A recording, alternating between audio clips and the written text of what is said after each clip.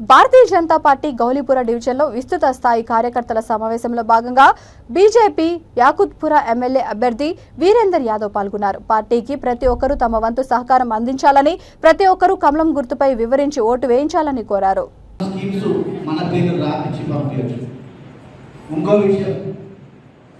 Elections వచ్చేసరికి pensions 2000 నుండి 3500, 3500 నుండి 4000 పోటీల మీద కాంగ్రెస్ టీఆర్ఎస్ పార్టీ పెంచుతున్నారు.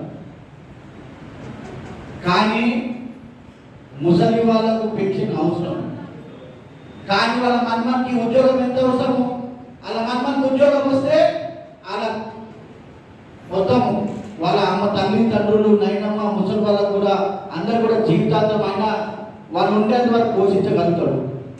కాబట్టి ఈ పింఛన్తో సహా ఉద్యోగం కూడా కావాలి. ఎవరైనా బీఆర్ఎస్ వాళ్ళు వస్తే మా ఇంట్లో ఉద్యోగం రాలేదని చెప్పాలి. కాబట్టి అనేక విషయాలు మనకు ఉన్నాయి.